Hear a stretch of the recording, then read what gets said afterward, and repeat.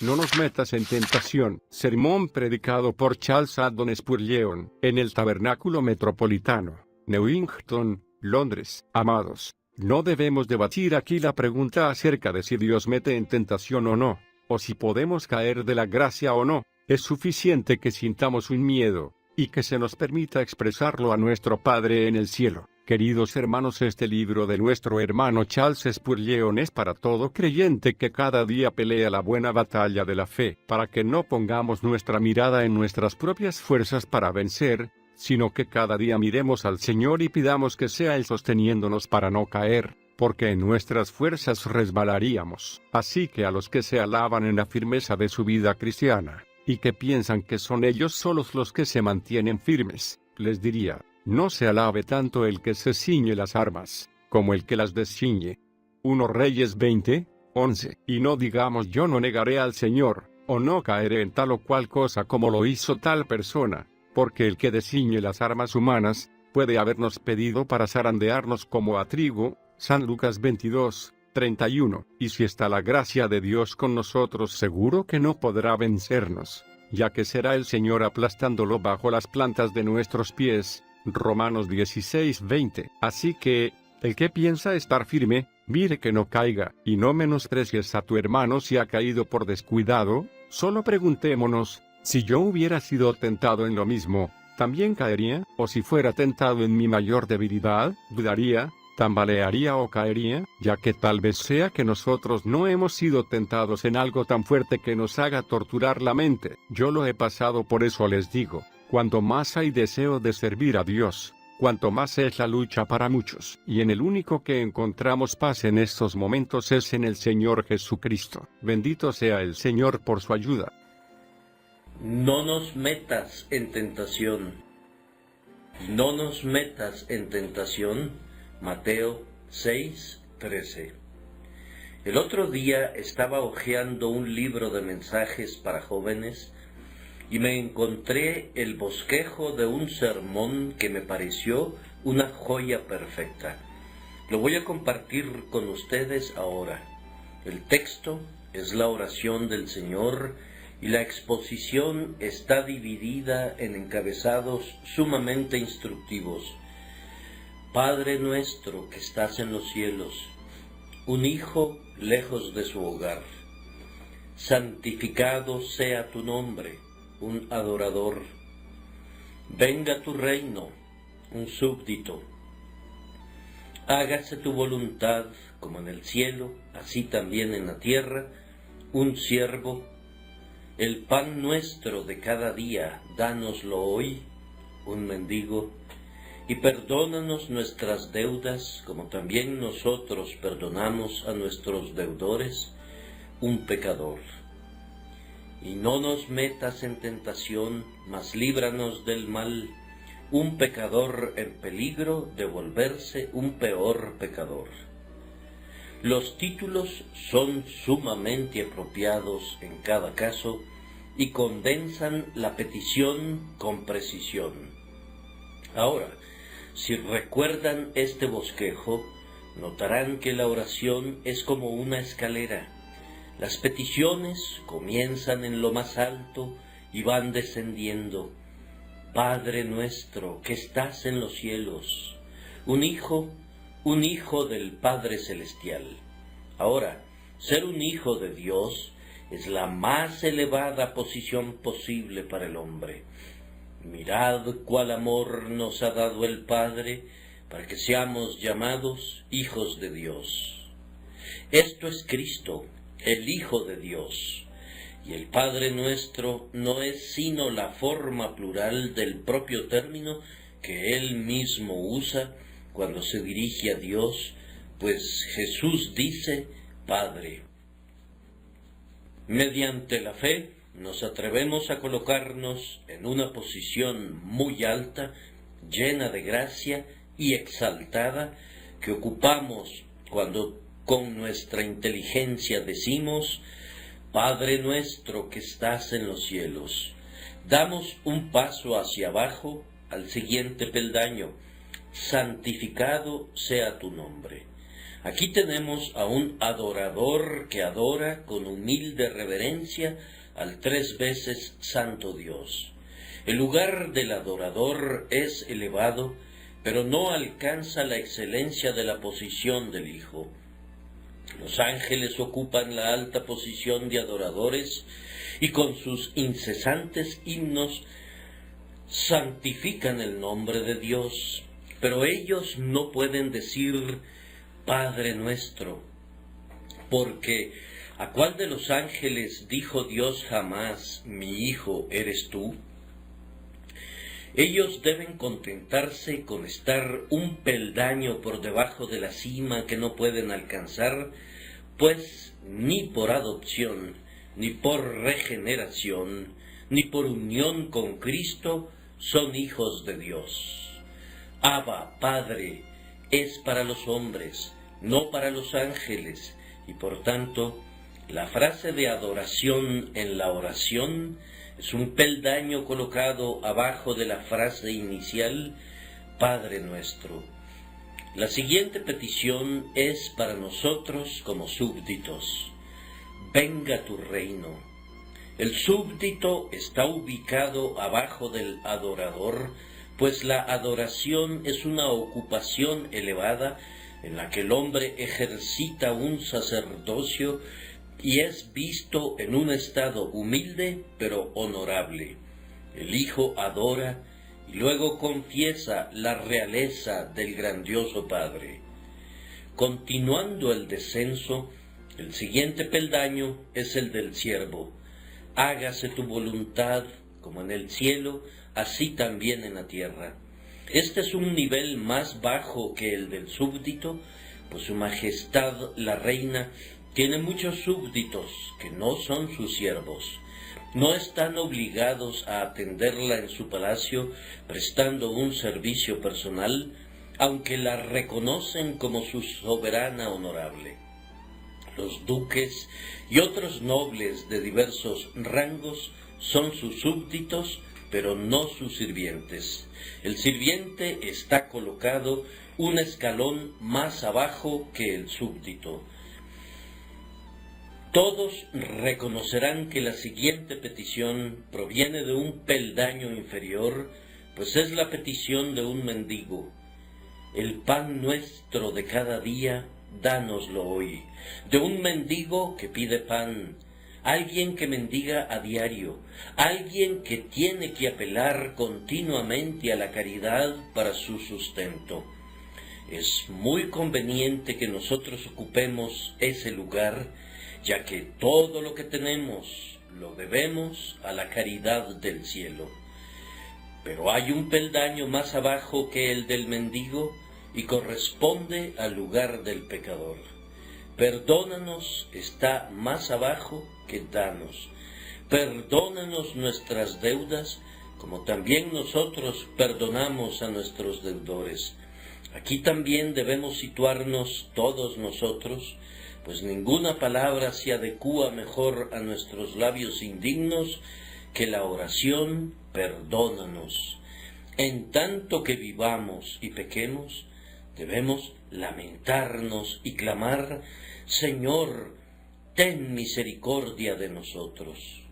Entonces, en el peldaño inferior de la escalera está el pecador, temeroso de cometer un pecado todavía mayor, colocado en un peligro extremo y consciente de su debilidad, sensible al pecado pasado y temeroso del pecado futuro.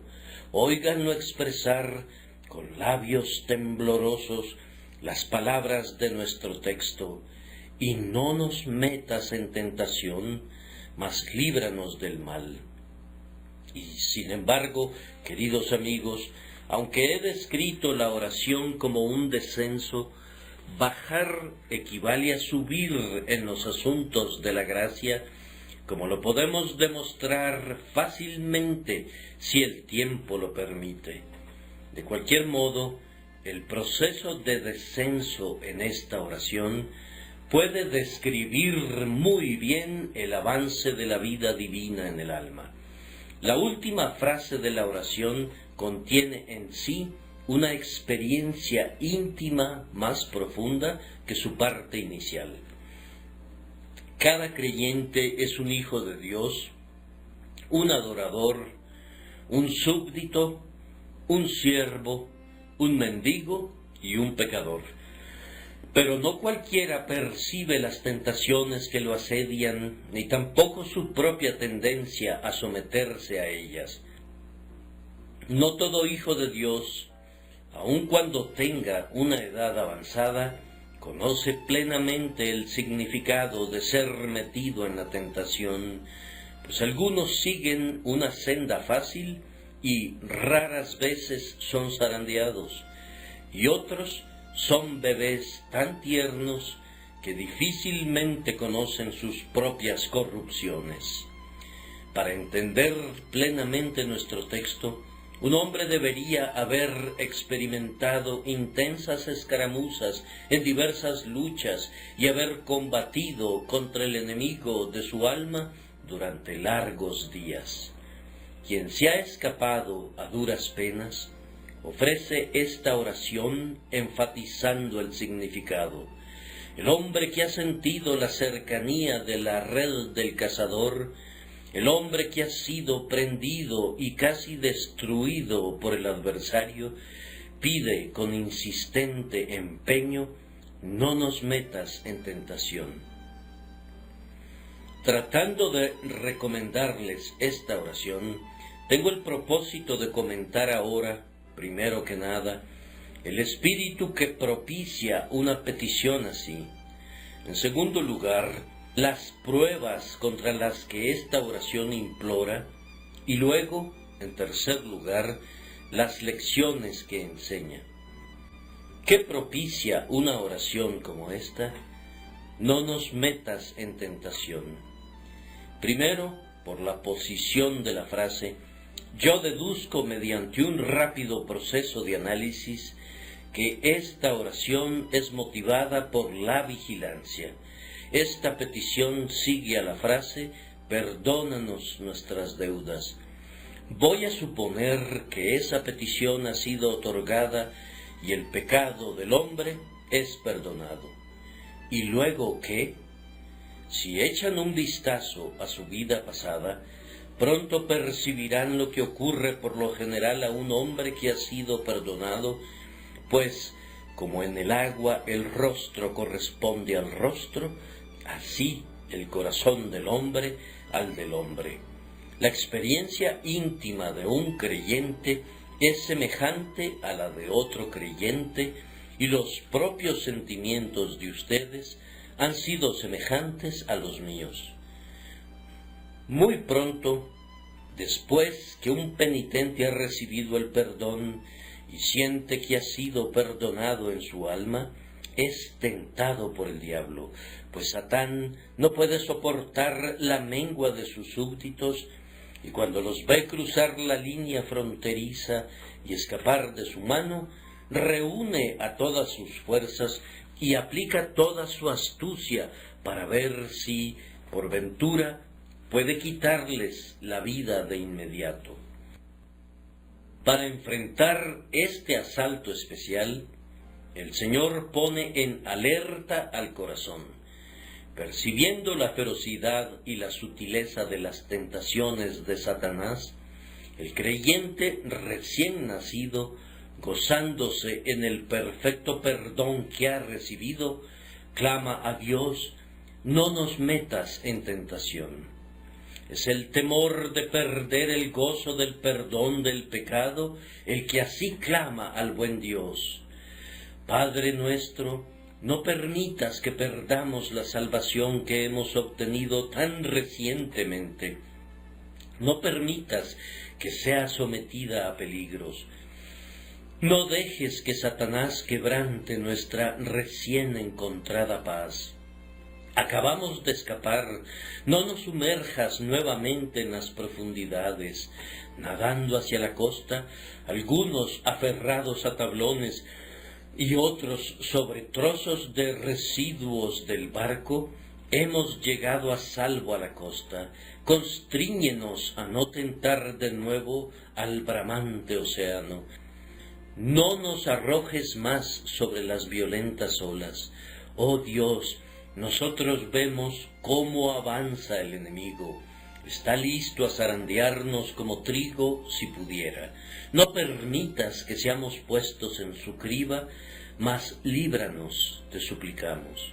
Es una oración de vigilancia, y fíjense bien, aunque hemos hablado que la vigilancia es necesaria al comienzo de la vida cristiana, es igualmente indispensable hasta el fin. No hay una sola hora en la que el creyente pueda darse el lujo de descuidarse. Velen, se los ruego, cuando estén solos, pues la tentación, como un asesino que serpea, tiene una daga especial para los corazones solitarios. Deben poner pasador y cerrojos a la puerta si quieren mantener fuera al diablo. Velen también cuando estén en público, pues las tentaciones agrupadas en tropas lanzan sus flechas para que vuelen durante todo el día. Los compañeros más selectos que puedan elegir no estarán desprovistos de alguna mala influencia sobre ustedes, a menos que se mantengan en guardia.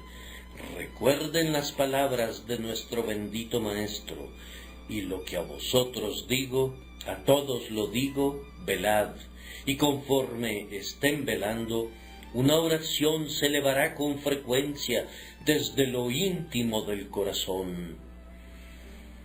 Del poder de la oscura tentación y de los ardides de Satanás, defiéndeme, líbrame en la mala hora y guíame hasta el fin. A continuación, me parece que es la oración natural inspirada por el horror del simple pensamiento de caer de nuevo en el pecado.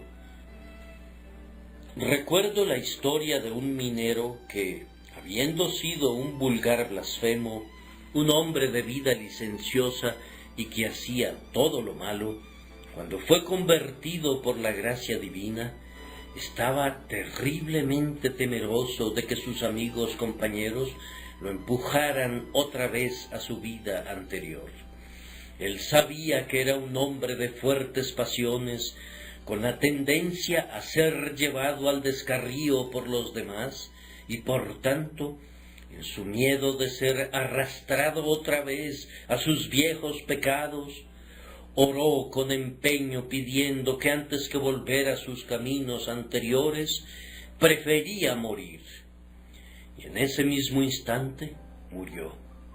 Tal vez fue la mejor respuesta a la mejor petición que el hombre pudo haber ofrecido.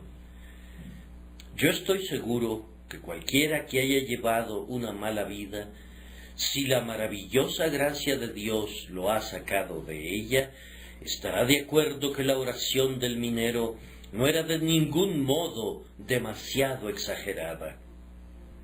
Sería mejor morir de inmediato que continuar viviendo para retornar a nuestro primer estado y cubrir de deshonra el nombre de Jesucristo nuestro Señor. La oración que estamos considerando brota del encogimiento del alma al primer asedio del tentador. El ruido de las pisadas del demonio resuena en el oído sobresaltado del tímido penitente. Se estremece como una hoja de álamo temblón y grita: ¿cómo? ¿Ya está regresando otra vez? ¿Y es posible que yo caiga de nuevo? ¿Y puedo manchar estos blancos vestidos con ese despreciable pecado asesino que quitó la vida de mi Señor? Oh Dios mío, parece decir la oración, guárdame de ese horrendo mal, llévame, te lo ruego, donde tú quieras, ay, inclusive a través del valle de sombras de muerte, pero no me metas en tentación para que no caiga y te deshonre. El niño que ya se ha quemado teme al fuego. Quien ha sido atrapado una vez en la trampa de acero lleva las cicatrices en su carne y está profundamente temeroso de ser aprisionado de nuevo en medio de esos dientes crueles. El tercer sentimiento también es muy claro, es decir, desconfianza de la fortaleza personal. El hombre que se siente lo suficientemente fuerte para todo es temerario e inclusive invita a la batalla que hará visible su poder. Oh, afirma, no me importa, se pueden reunir contra mí los que quieran, yo soy lo suficientemente capaz de cuidarme y sostenerme contra los que sean. Está presto a involucrarse en conflictos y corteja a la refriega. No hace lo mismo el hombre que ha sido enseñado de Dios y que conoce su propia debilidad. Él no quiere ser probado, sino que busca lugares tranquilos donde pueda estar protegido de cualquier daño. Si se ve involucrado en la batalla, peleará como hombre. Si es tentado, verán cuán firme se planta, pero me parece que él no busca el conflicto, así como muy pocos soldados que conocen lo que es la lucha la provocan. En verdad, únicamente aquellos que desconocen el olor de la pólvora o que nunca han visto los cadáveres amontonados unos sobre otros, formando un montículo sangriento, están ávidos de balas y granadas. Pero los veteranos prefieren los pastoriles tiempos de paz. Ningún creyente experimentado desea jamás un conflicto espiritual, pero algunos reclutas novatos más bien lo buscan. En un cristiano, el recuerdo de su propia debilidad, sus resoluciones quebrantadas y sus promesas incumplidas, lo conduce a orar para no ser severamente probado en un futuro. No se atreve a confiar otra vez en sí mismo, no quiere una lucha con Satanás, ni tampoco con el mundo. Pide más bien, si es posible, que sea librado de esos severos encuentros, y su oración es: no nos metas en tentación. El creyente sabio manifiesta una desconfianza sagrada. Es más, puedo afirmar que posee una total desesperanza acerca de sí, y aunque sabe que el poder de Dios es lo suficientemente fuerte para todo, sin embargo, el sentido de su debilidad pesa tanto sobre él que ruega que se le evite demasiada desgracia. Por esto clama: no nos metas en tentación. Pienso que no he agotado las facetas del espíritu anunciadas por esta oración, pues me parece que brota, de alguna manera, de la caridad. ¿Caridad?, dirás tú. ¿Cómo es eso? Bien, siempre debemos considerar el contexto, y leyendo la frase precedente en conexión con ella, vemos las palabras: como también nosotros perdonamos a nuestros deudores, y no nos metas en tentación. No debemos ser demasiado severos con aquellas personas que han hecho mal y nos han ofendido, sino que debemos orar: Señor, no nos metas en tentación. Tu criada, pobre muchacha, hurtó una menudencia que te pertenecía. No estoy excusando su robo, pero te suplico que hagas una pausa por un instante antes que casi arruines su carácter de por vida. Hazte esta pregunta: ¿no habría podido yo hacer lo mismo si hubiera estado en su posición? Señor, no nos metas en tentación. Es verdad que estuvo muy mal que ese joven tratara con deshonestidad tus bienes. Sin embargo, estaba bajo demasiada presión proveniente de alguna mano fuerte y sólo se dio por compulsión. No seas demasiado severo con él.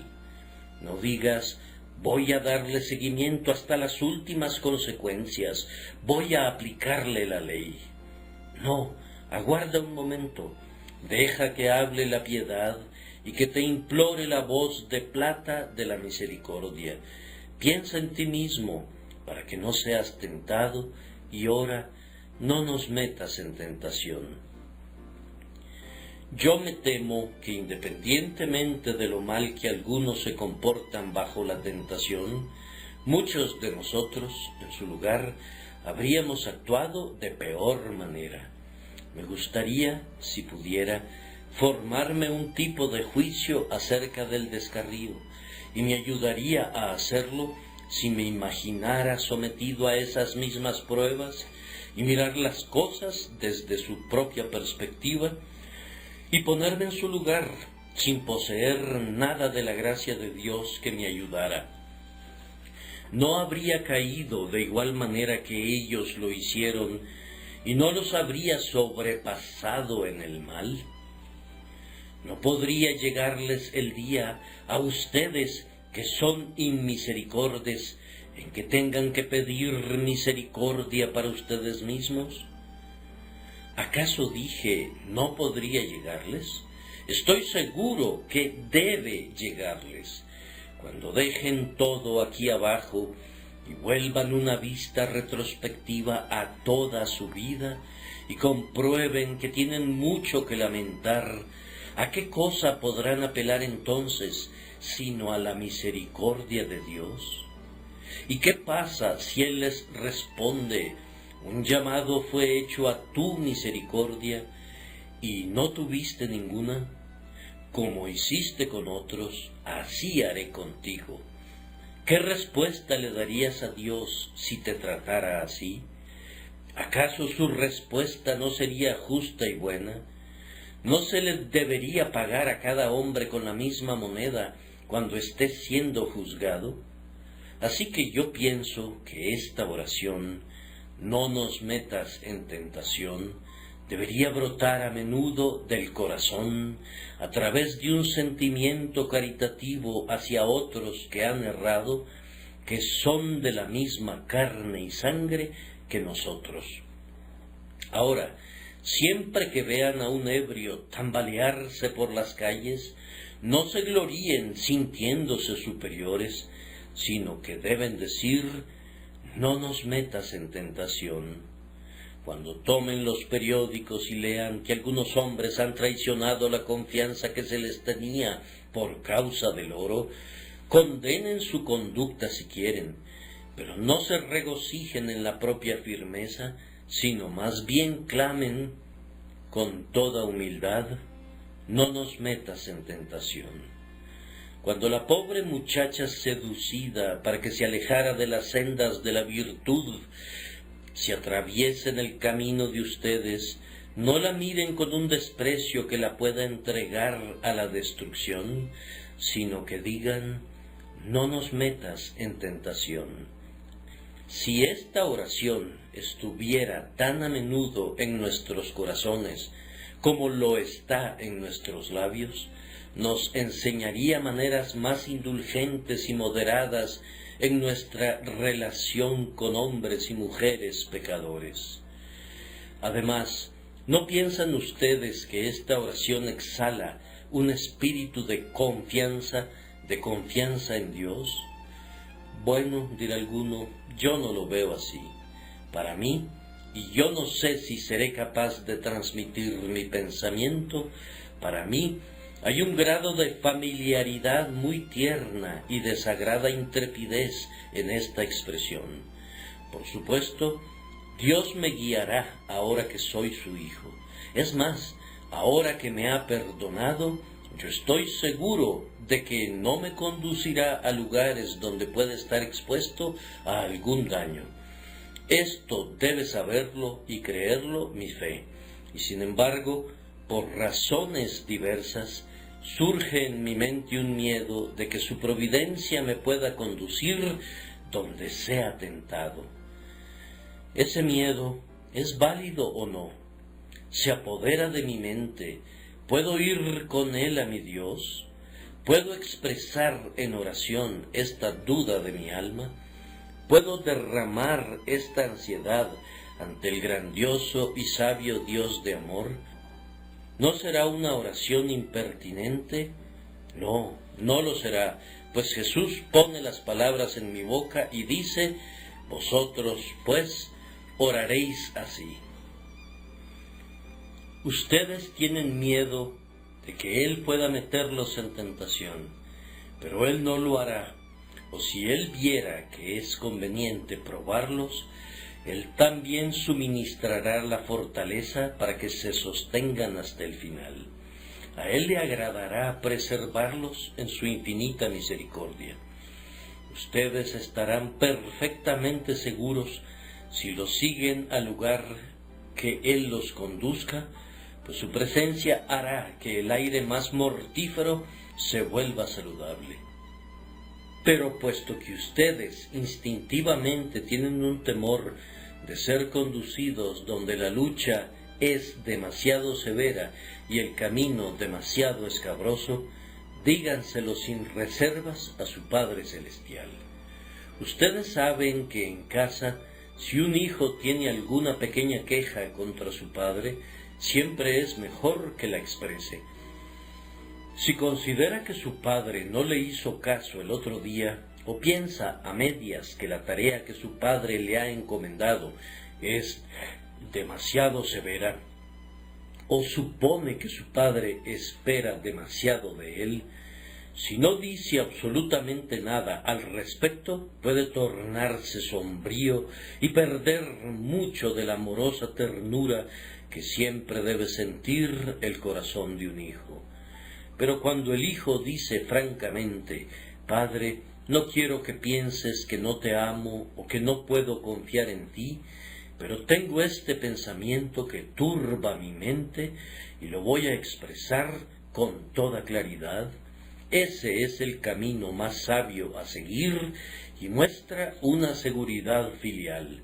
Esa es la manera de mantener el amor y la confianza.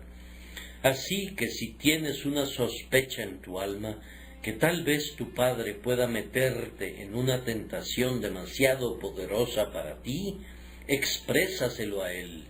Coméntaselo aunque parezca que te estás tomando demasiadas libertades.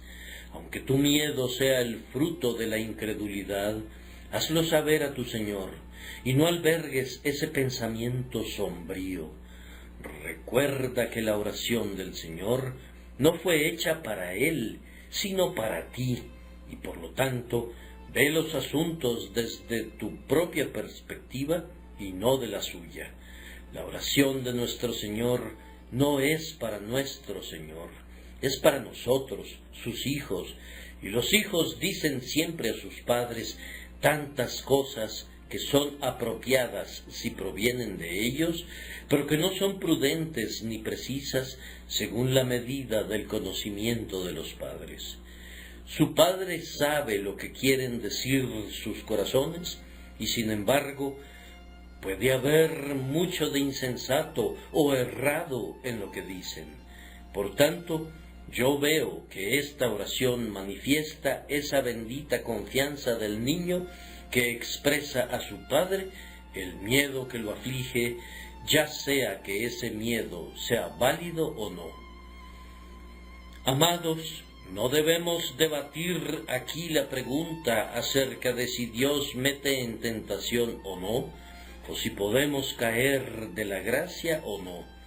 Es suficiente que sintamos un miedo y que se nos permita expresarlo a nuestro Padre en el cielo.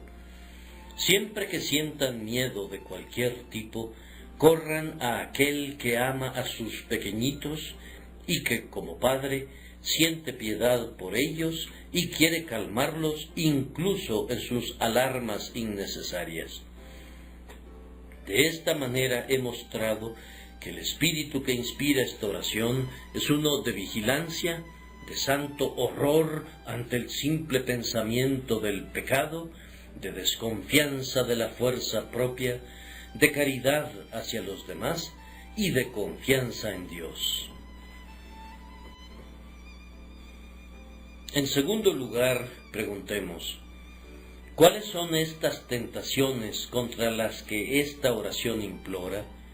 O digamos más bien, ¿cuáles son estas pruebas que son muy temidas? Yo no creo que la oración tenga la intención de pedir a Dios que nos libre de ser afligidos para nuestro bien, o que nos guarde de sufrir como disciplina. Por supuesto que debemos estar contentos de librarnos de esas cosas, pero la oración apunta a otra forma de prueba y puede ser parafraseada así: líbrame, oh Dios, de las pruebas y sufrimientos que me puedan conducir al pecado. Líbrame de pruebas demasiado grandes para que no sucumba, si vencen mi paciencia, o mi fe, o mi firmeza. Ahora, tan brevemente como pueda, les voy a mostrar cómo los hombres pueden ser metidos en tentación por la mano de Dios. Y lo primero es cuando retira su gracia divina. Supongan por un instante, y es sólo una suposición, que el Señor nos dejara por completo. Entonces pereceríamos sin demora, pero supongamos, y no se trata de una suposición estéril, que en cierta medida nos quitara su fortaleza, ¿no estaríamos en una condición perniciosa? Supongan que ya no sustentara nuestra fe. ¿Qué incredulidad exhibiríamos? Supongan que Él rehusara apoyarnos en el tiempo de la tribulación, de tal forma que no guardáramos más nuestra integridad. Entonces, ¿qué sería de nosotros?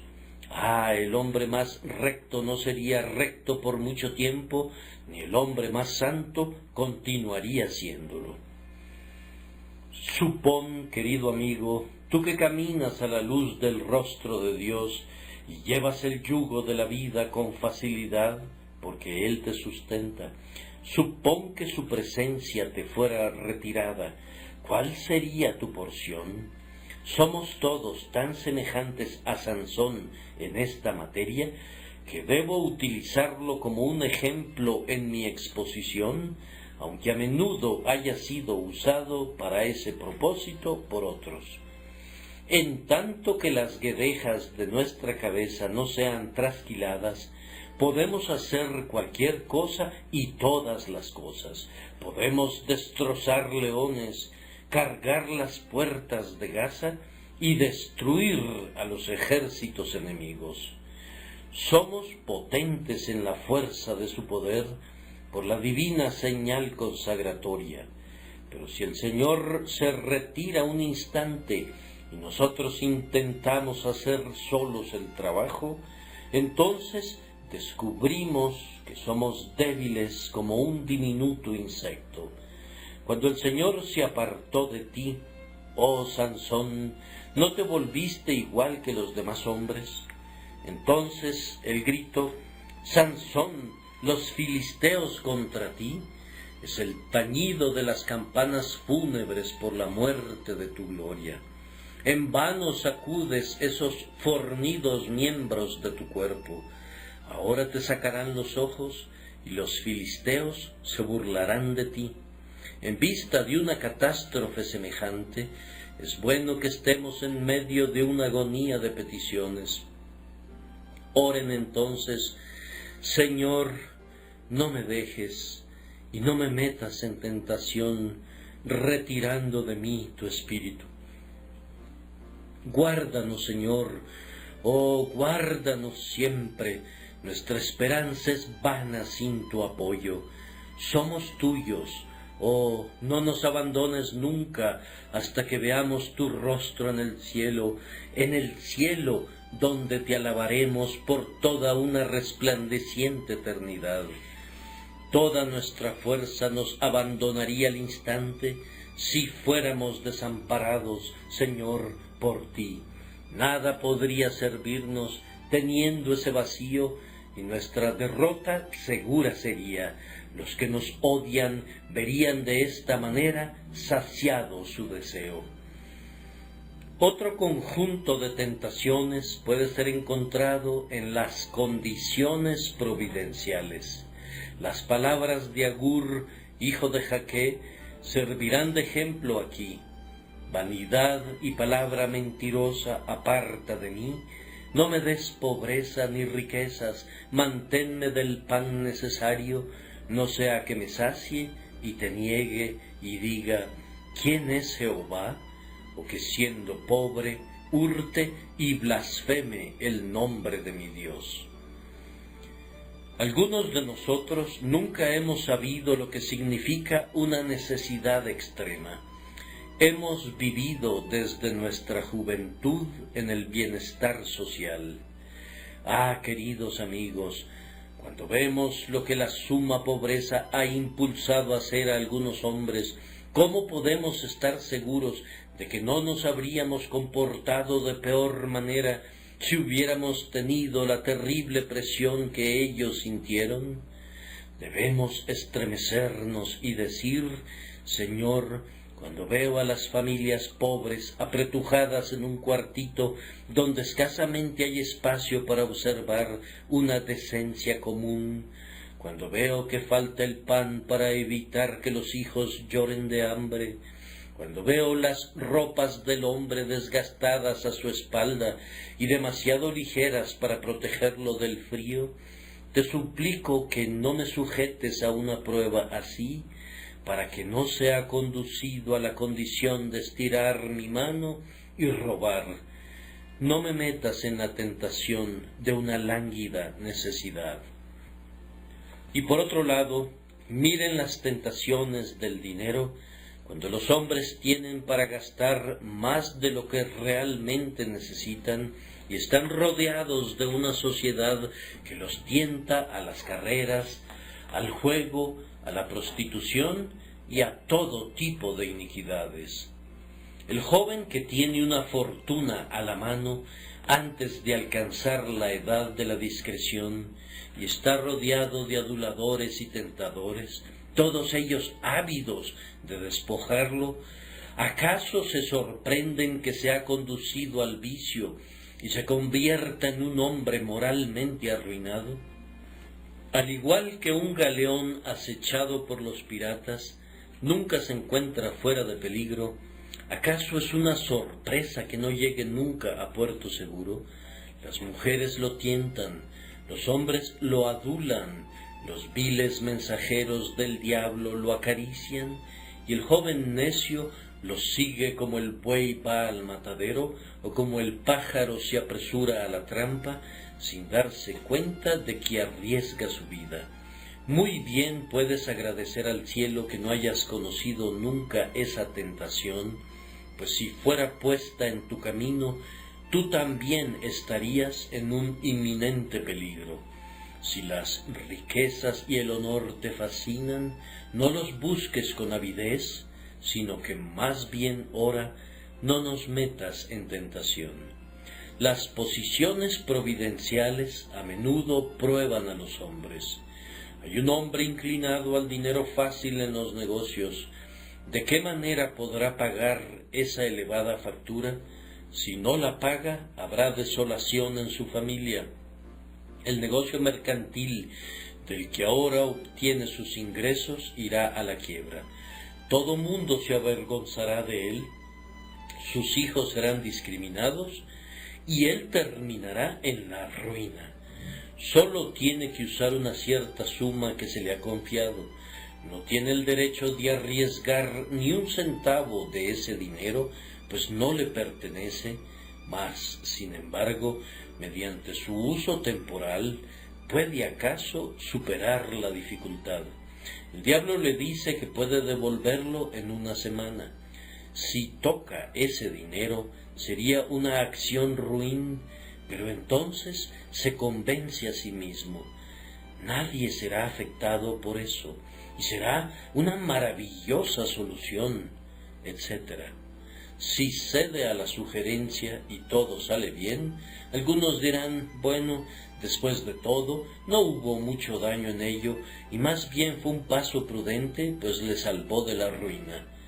Pero si algo sale mal y lo descubren, entonces todo mundo dirá, fue un robo descarado, ese hombre debe ser desterrado.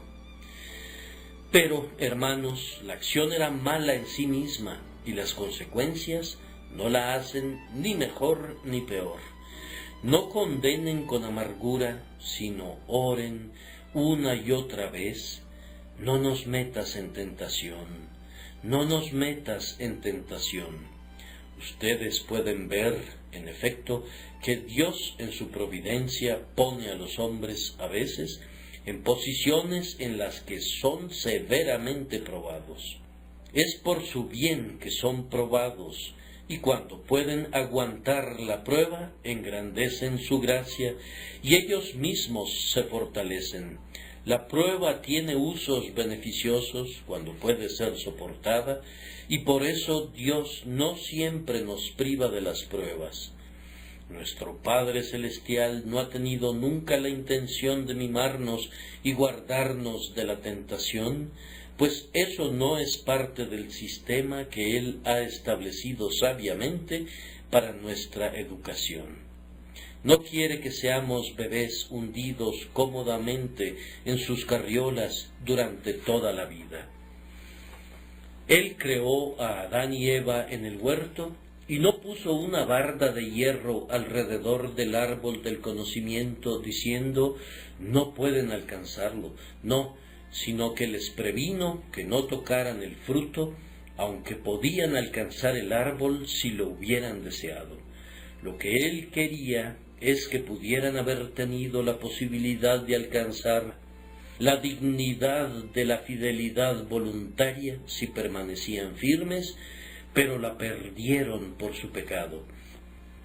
Y Dios tiene la intención, en su nueva creación, de no escudar a su pueblo de los diferentes tipos de prueba y aflicción, pues eso sería engendrar hipócritas y mantener a los fieles al nivel de personas enanas y débiles. El Señor pone algunas veces a los elegidos en lugares donde van a ser probados, y hacemos lo correcto al orar: no nos metas en tentación. Y hay tentaciones que surgen de condiciones físicas. Hay algunos hombres que tienen un carácter muy moral porque gozan de salud, y hay otros hombres que son muy malos que, sin duda, si supiéramos todo acerca de ellos, estaríamos inclinados a cierta suavidad en nuestro trato debido a la infeliz conformación de su constitución. Digamos que hay muchas personas a las que les resulta muy fácil mostrarse alegres y generosas, mientras que hay otras que necesitan esforzarse mucho para no desesperar o para no caer en la misantropía. Es muy difícil batallar con hígados enfermos, corazones débiles o cerebros lesionados. ¿Se queja esa anciana? Entonces comentamos: ella únicamente ha sufrido de reumatismo durante 30 años y sin embargo cada vez y cuando murmura. ¿Cómo estarías tú si sintieras sus sufrimientos durante 30 minutos? He oído de un hombre que se quejaba de todo el mundo. Cuando murió y los doctores abrieron su cráneo, encontraron que su bóveda craneana era muy estrecha y descubrieron que el hombre sufría de irritación cerebral. ¿Acaso sus duros comentarios no eran atribuibles en gran manera a esa condición?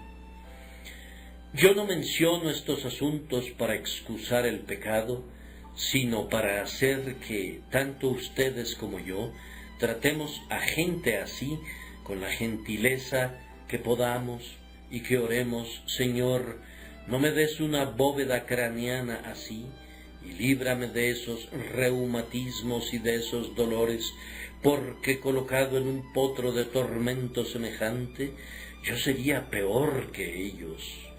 No nos metas en tentación. Además, las condiciones mentales a menudo suministran grandes tentaciones. Cuando un hombre cae en la depresión, es tentado.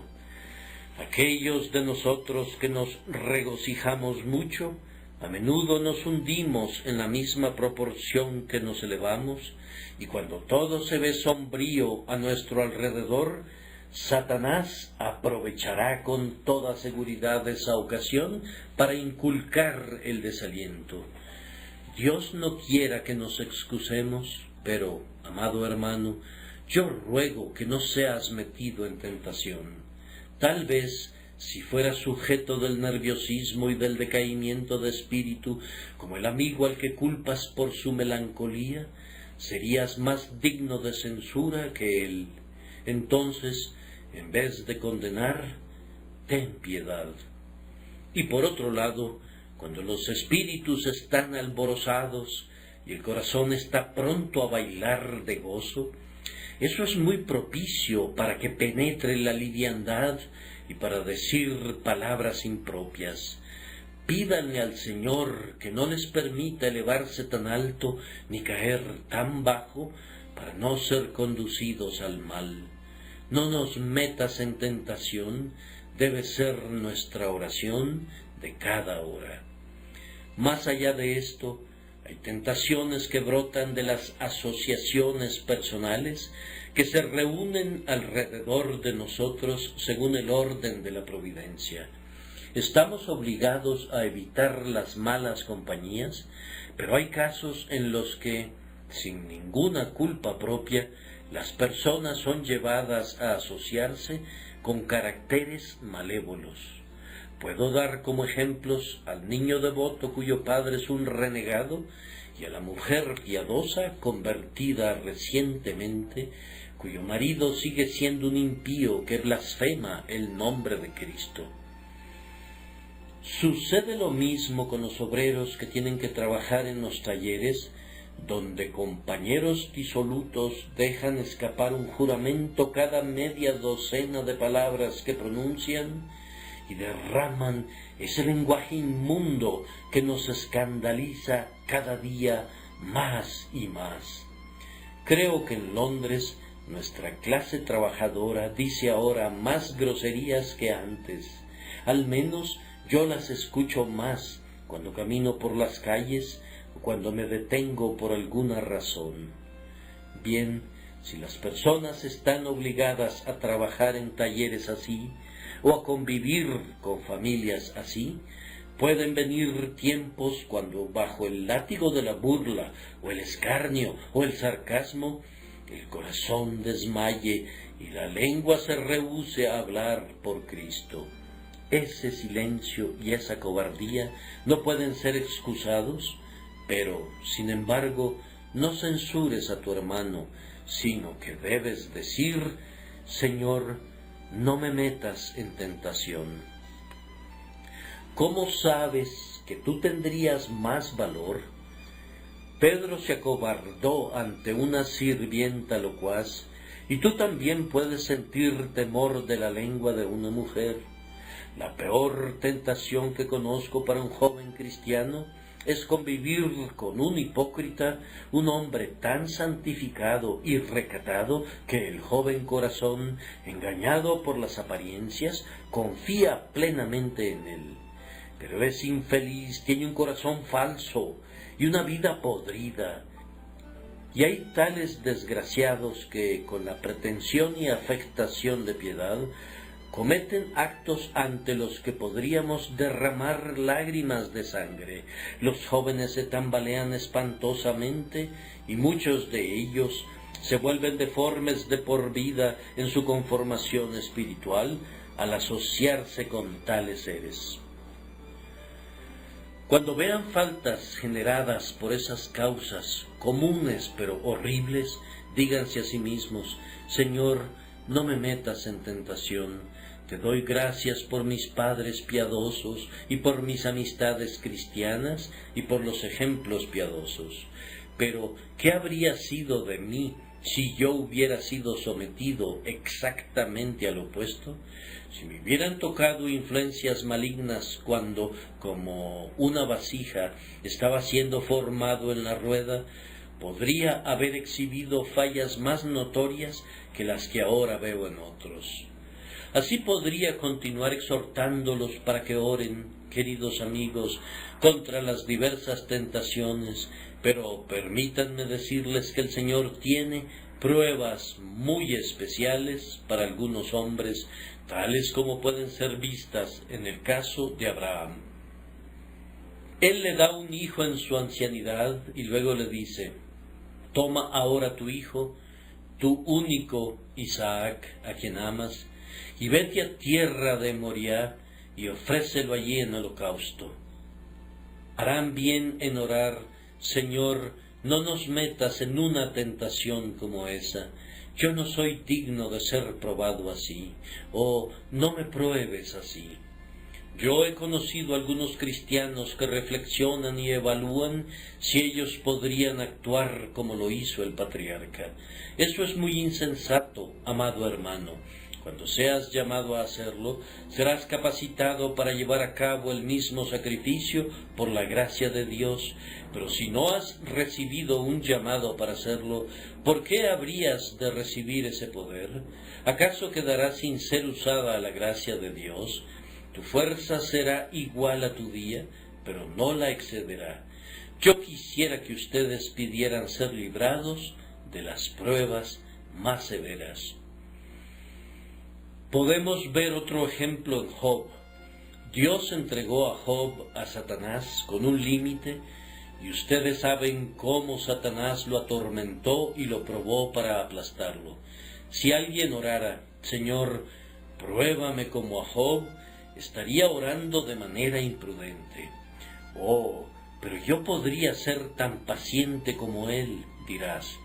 Tú eres precisamente el hombre que se entregaría a la amargura y maldeciría a su Dios. El hombre que podría exhibir mejor la paciencia de Job sería el primero, de conformidad al mandato del Señor, que oraría fervientemente: no nos metas en tentación. Queridos amigos, debemos estar preparados para las pruebas, si Dios así lo quiere, pero no debemos cortejarlas, sino orar para ser librados de ellas, lo mismo que nuestro Señor, aunque estaba preparado a beber la amarga copa, sin embargo, en agonía exclamó: si es posible, pase de mí esta copa. Las aflicciones buscadas no son aquellas que el Señor ha prometido bendecir.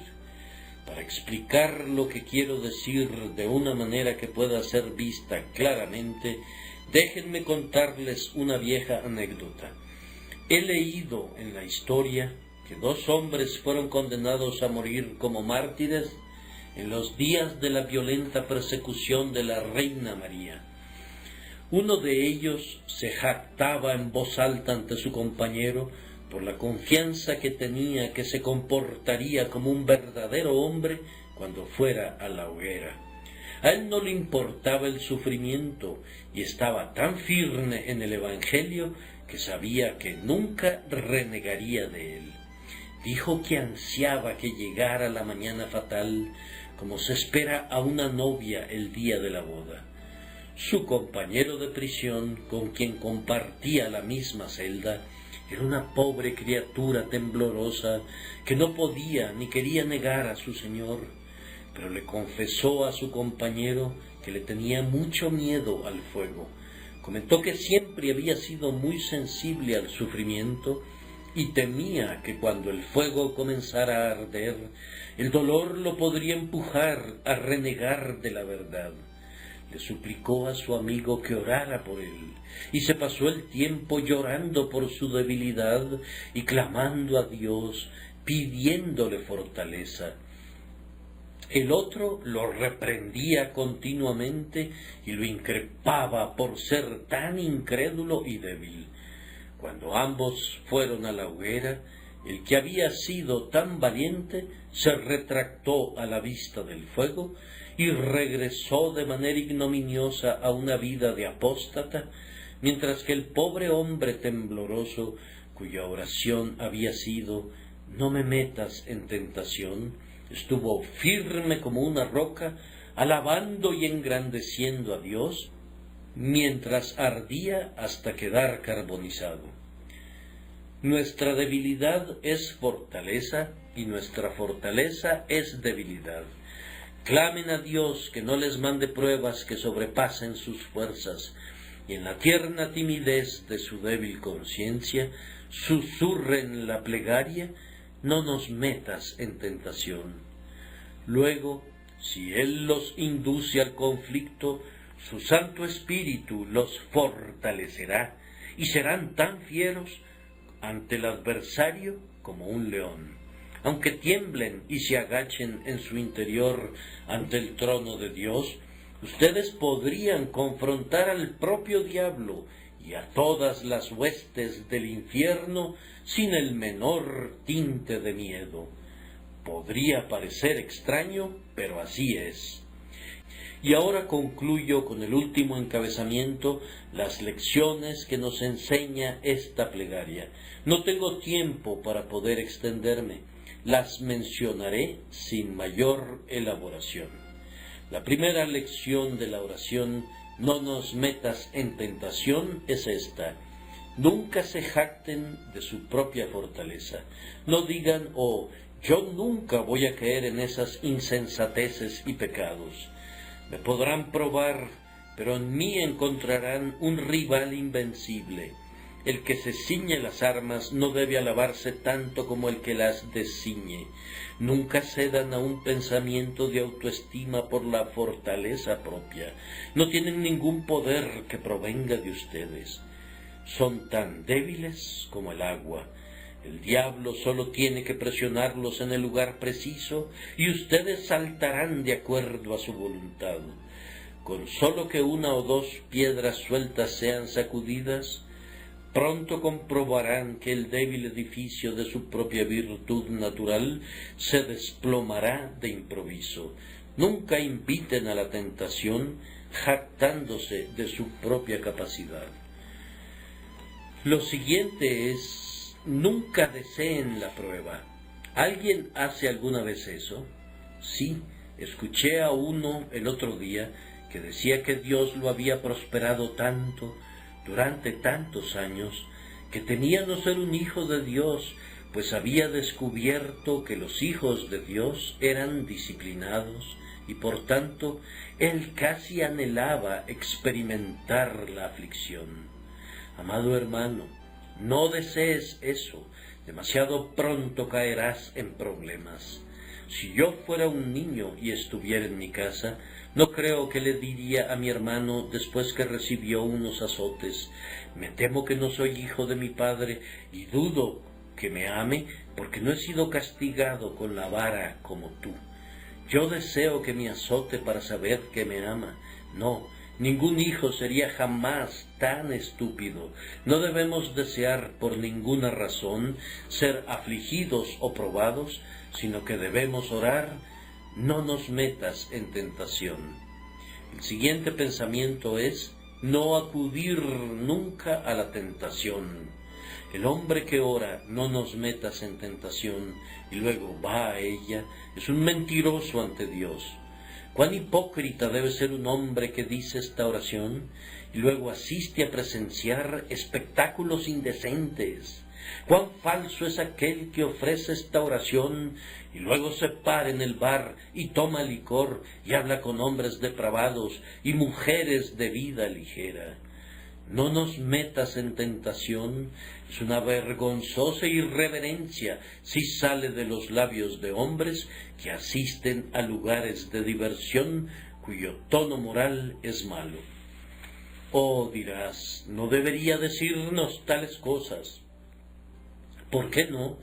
Algunos de ustedes las hacen y me atrevo a censurarlas donde quiera que se encuentren, y lo haré mientras mi lengua tenga movimiento.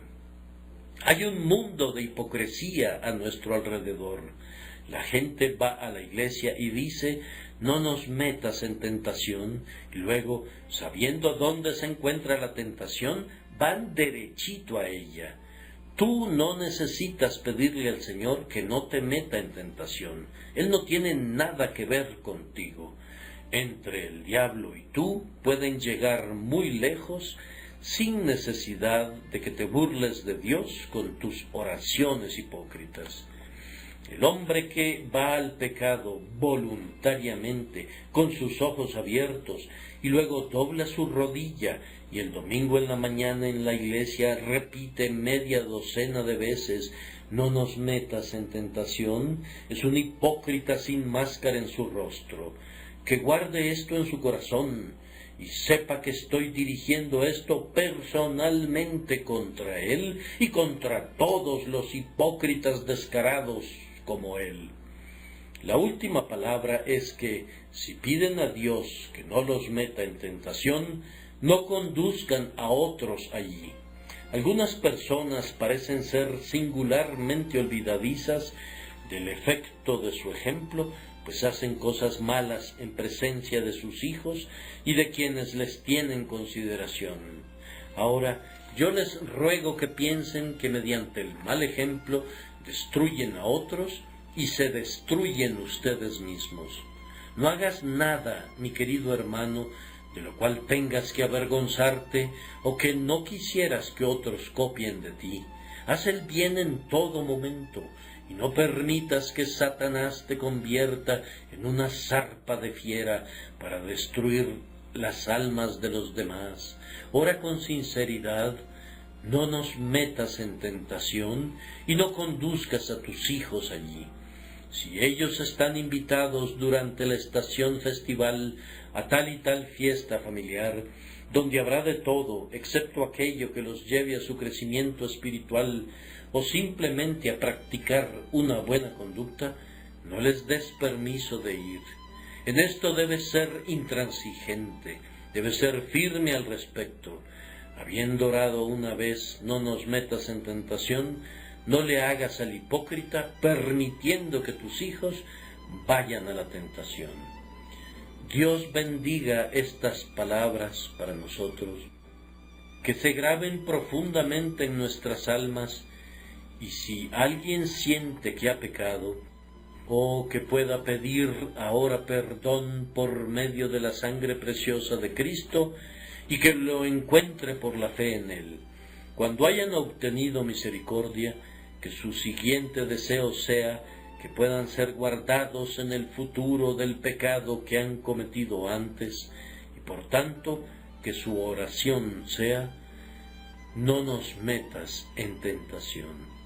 Que Dios los bendiga. Paso hacia abajo al siguiente peldaño: santificado sea tu nombre. Aquí tenemos a un adorador que adora con humilde reverencia al 3 veces santo Dios. El lugar del adorador es elevado, pero no alcanza la excelencia de la posición del Hijo. Los ángeles ocupan la alta posición de adoradores y con sus incesantes himnos santifican el nombre de Dios, pero ellos no pueden decir Padre nuestro, porque ¿a cuál de los ángeles dijo Dios jamás, mi Hijo eres tú? Ellos deben contentarse con estar un peldaño por debajo de la cima que no pueden alcanzar, pues ni por adopción, ni por regeneración, ni por unión con Cristo son hijos de Dios. Abba, Padre, es para los hombres, no para los ángeles, y por tanto, la frase de adoración en la oración es un peldaño colocado abajo de la frase inicial, Padre nuestro. La siguiente petición es para nosotros como súbditos: venga tu reino.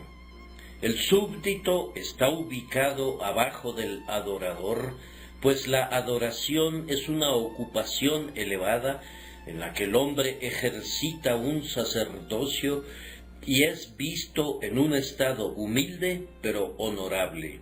El Hijo adora y luego confiesa la realeza del grandioso Padre. Continuando el descenso, el siguiente peldaño es el del siervo. Hágase tu voluntad, como en el cielo, así también en la tierra. Este es un nivel más bajo que el del súbdito, pues su majestad la reina tiene muchos súbditos que no son sus siervos, No están obligados a atenderla en su palacio prestando un servicio personal, aunque la reconocen como su soberana honorable. Los duques y otros nobles de diversos rangos son sus súbditos, pero no sus sirvientes. El sirviente está colocado un escalón más abajo que el súbdito. Todos reconocerán que la siguiente petición proviene de un peldaño inferior, pues es la petición de un mendigo. El pan nuestro de cada día, dánoslo hoy.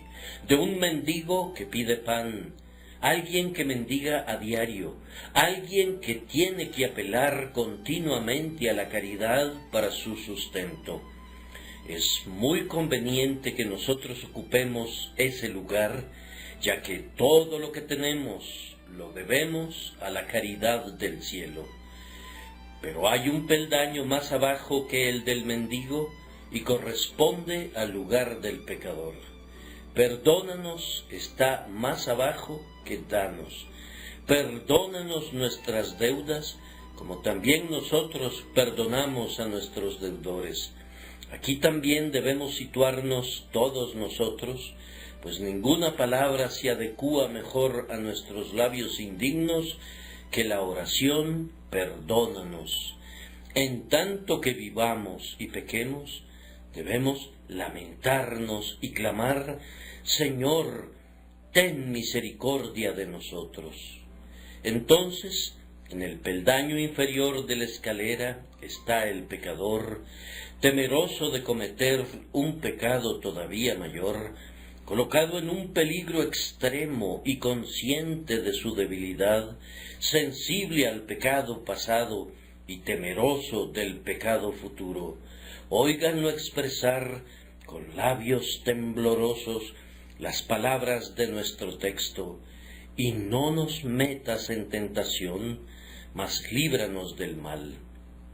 Y sin embargo, queridos amigos, aunque he descrito la oración como un descenso, bajar equivale a subir en los asuntos de la gracia, como lo podemos demostrar fácilmente si el tiempo lo permite. No nos metas en tentación. Sermón predicado por Charles Haddon Spurgeon en el Tabernáculo Metropolitano, Newington, Londres. Amados, no debemos debatir aquí la pregunta acerca de si Dios mete en tentación o no, o si podemos caer de la gracia o no. Es suficiente que sintamos un miedo, y que se nos permita expresarlo a nuestro Padre en el cielo. Queridos hermanos, este libro de nuestro hermano Charles Spurgeon es para todo creyente que cada día pelea la buena batalla de la fe, para que no pongamos nuestra mirada en nuestras propias fuerzas para vencer, sino que cada día miremos al Señor y pidamos que sea Él sosteniéndonos para no caer, porque en nuestras fuerzas resbalaríamos. Así que a los que se alaban en la firmeza de su vida cristiana, y que piensan que son ellos solos los que se mantienen firmes, les diría: no se alabe tanto el que se ciñe las armas, como el que las desciñe. 1 Reyes 20:11. Y no digamos: yo no negaré al Señor, o no caeré en tal o cual cosa como lo hizo tal persona, porque el que desciñe las armas humanas, puede habernos pedido para zarandearnos como a trigo. San Lucas 22:31. Y si está la gracia de Dios con nosotros, seguro que no podrá vencernos, ya que será el Señor aplastándolo bajo las plantas de nuestros pies. Romanos 16:20. Así que, el que piensa estar firme, mire que no caiga, y no menosprecies a tu hermano si ha caído por descuidado. Solo preguntémonos: si yo hubiera sido tentado en lo mismo, ¿también caería? ¿O si fuera tentado en mi mayor debilidad, dudaría, tambalearía o caería? Ya que tal vez sea que nosotros no hemos sido tentados en algo tan fuerte que nos haga torturar la mente. Yo lo he pasado, por eso les digo: cuanto más hay deseo de servir a Dios, cuanto más es la lucha para muchos. Y en el único que encontramos paz en estos momentos es en el Señor Jesucristo. Bendito sea el Señor por su ayuda. No nos metas en tentación. No nos metas en tentación. Mateo 6:13. El otro día estaba hojeando un libro de mensajes para jóvenes y me encontré el bosquejo de un sermón que me pareció una joya perfecta. De cualquier modo, el proceso de descenso en esta oración puede describir muy bien el avance de la vida divina en el alma. La última frase de la oración contiene en sí una experiencia íntima más profunda que su parte inicial. Cada creyente es un hijo de Dios, un adorador, un súbdito, un siervo, un mendigo y un pecador. Pero no cualquiera percibe las tentaciones que lo asedian, ni tampoco su propia tendencia a someterse a ellas. No todo hijo de Dios, aun cuando tenga una edad avanzada, conoce plenamente el significado de ser metido en la tentación, pues algunos siguen una senda fácil y raras veces son zarandeados, y otros son bebés tan tiernos que difícilmente conocen sus propias corrupciones. Para entender plenamente nuestro texto, un hombre debería haber experimentado intensas escaramuzas en diversas luchas y haber combatido contra el enemigo de su alma durante largos días. Quien se ha escapado a duras penas, ofrece esta oración enfatizando el significado. El hombre que ha sentido la cercanía de la red del cazador, el hombre que ha sido prendido y casi destruido por el adversario, pide con insistente empeño: no nos metas en tentación. Tratando de recomendarles esta oración, tengo el propósito de comentar ahora, primero que nada, el espíritu que propicia una petición así.